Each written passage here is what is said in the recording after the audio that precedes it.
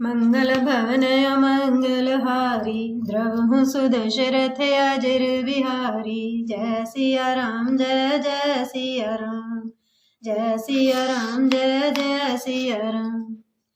सवेरा होते ही सब लोग जागे तो बड़ा शोर मचा के श्री रघुनाथ जी चले गए।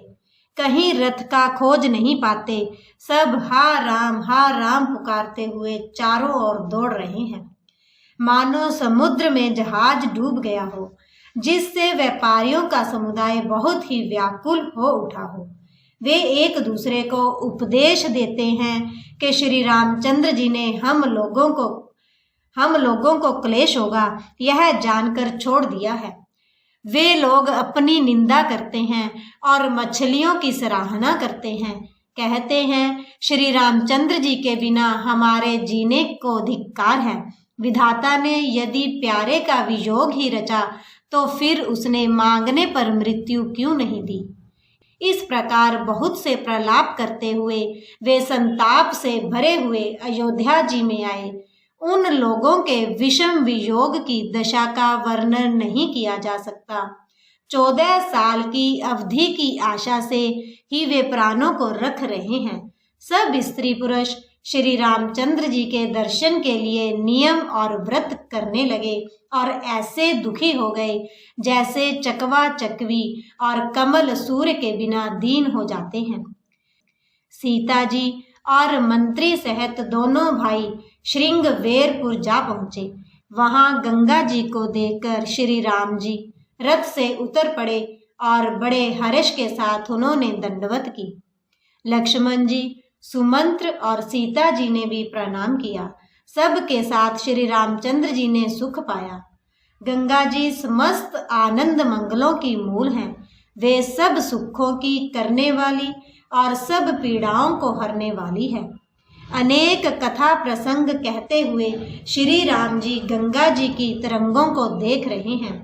उन्होंने मंत्री को छोटे भाई लक्ष्मण जी को और प्रिया सीता जी को देव नदी गंगा जी की बड़ी महिमा सुनाई। इसके बाद सब ने स्नान किया, जिससे मार्ग का सारा श्रम थकावट दूर हो गया और पवित्र जल पीते ही मन प्रसन्न हो गया।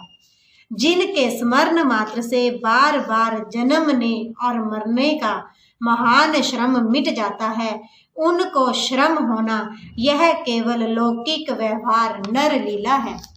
शुद्ध प्रकृति जन्य त्रिगुणों से रहित मायातीत दिव्य मंगल विग्रह सच्चिदानंद कंद स्वरूप सूर्य कुल के ध्वजा रूप भगवान श्री रामचंद्र जी मनुष्यों के सदृश ऐसे चरित्र करते हैं जो संसार रूपी समुद्र के पार उतरने के लिए पुल के समान हैं।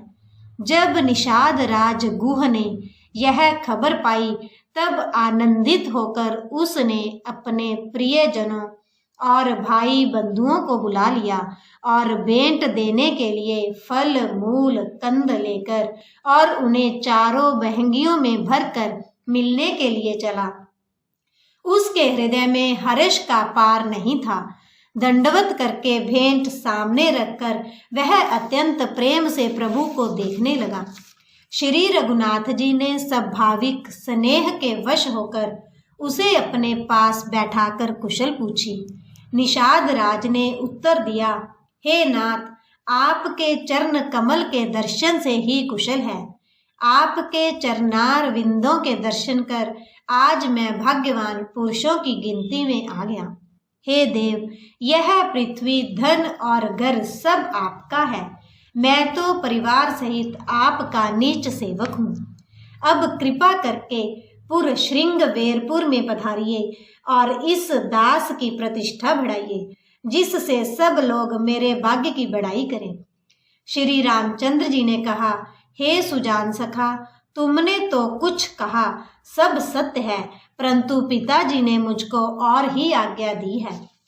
उनके आज्ञा अनुसार मुझे 14 वर्ष तक मुनियों का व्रत और वेश धारण कर और मुनियों के योग्य आहार करते हुए वन में ही बसना है। गांव के भीतर निवास करना उचित नहीं है। यह सुनकर गुह को बड़ा दुख हुआ।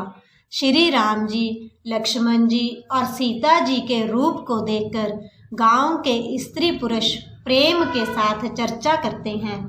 कोई कहती है, हे सखी, कहो तो वे माता पिता कैसे हैं जिन्होंने ऐसे सुंदर सुकुमार बालकों को वन में भेज दिया है। कोई एक कहते हैं, राजा ने अच्छा ही किया, इसी बहाने हमें भी ब्रह्मा ने नेत्रों का लाभ दिया। तब निषाद राज ने हृदय में अनुमान किया तो अशोक के पेड़ को उनके ठहरने के लिए मनोहर समझा।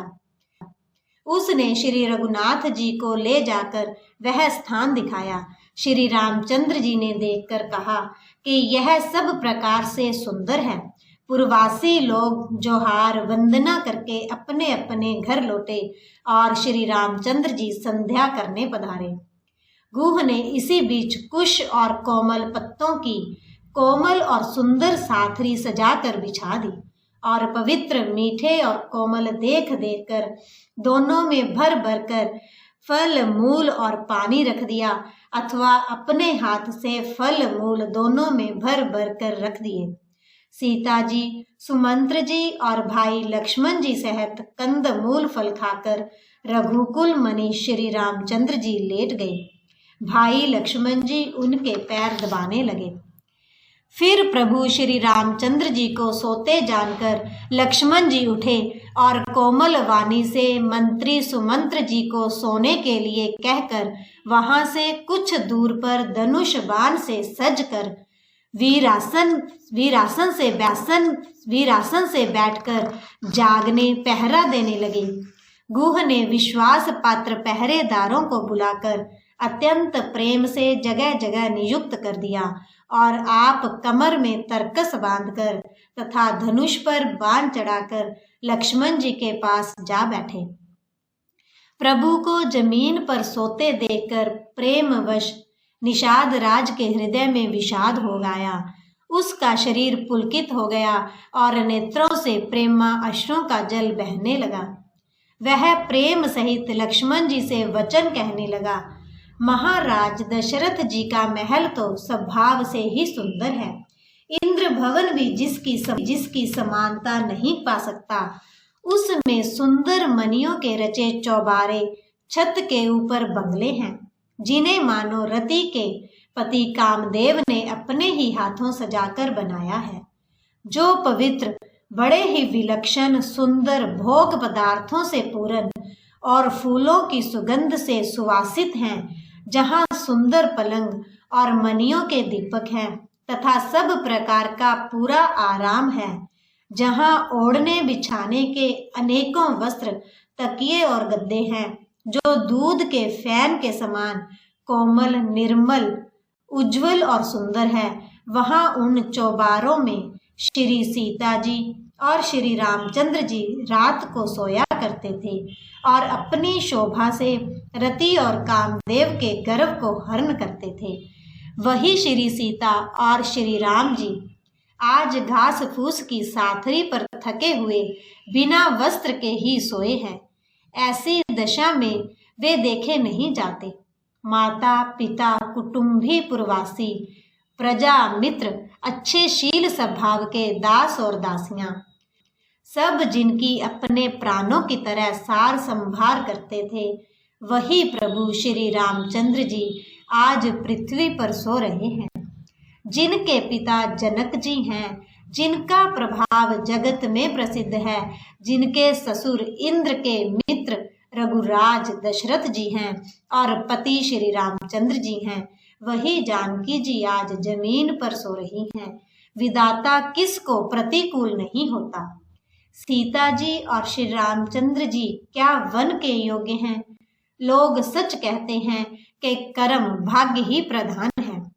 कैकई राज की लड़की नीच बुद्धि कैकई ने बड़ी ही कुटिलता की, जिसने रघुनंदन श्री राम जी को, जानकी जी को सुख के समय दुख दिया, वह सूर्य कुल रूपी वृक्ष के लिए कुल्हाड़ी हो गई। उस कुबुद्धि ने संपूर्ण विश्व को दुखी कर दिया। श्री राम सीता को जमीन पर सोते हुए देखकर निषाद को बड़ा दुख हुआ। तब लक्ष्मण जी ज्ञान, वैराग्य और भक्ति के रस से सनी हुई मीठी और कोमल वाणी बोले, हे भाई, कोई किसी को सुख दुख का देने वाला नहीं है। सब अपने ही किए हुए कर्मों का फल भोगते हैं।